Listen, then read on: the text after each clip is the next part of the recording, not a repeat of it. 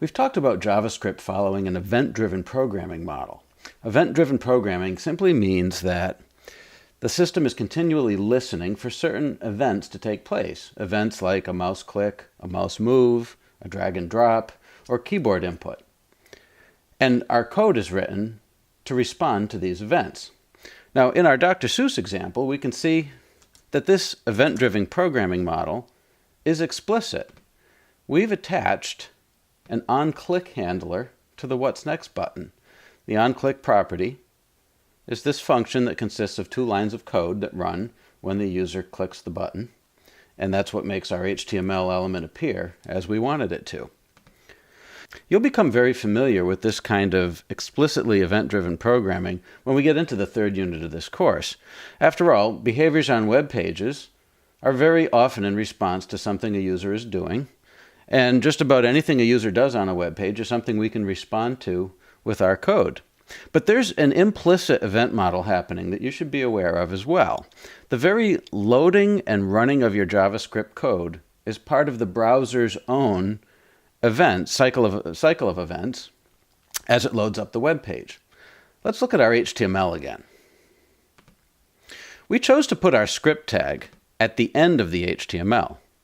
But what if we'd put it at the beginning instead, say in the head? Let's see what happens. We get an error. Now, the specifics of this error is something we're going to cover very shortly in this course, but suffice to say that we're unable to set the onClick property of something that apparently doesn't exist yet. If we look at the JavaScript, we can see that we are getting the What's Next button element, and then we are setting its onClick property, and for some reason that's not working. Well, what's happening is this. In the browser's handling of loading up all these HTML elements, it's going from top to bottom, and the event that causes our JavaScript to run is the reading of this HTML tag by the browser and the subsequent loading of this JavaScript file. And this JavaScript file is looking for the What's Next button, which, if we're going from top to bottom on this page, doesn't exist yet. Excuse my cat. This is Simon. You gotta go, buddy. Okay.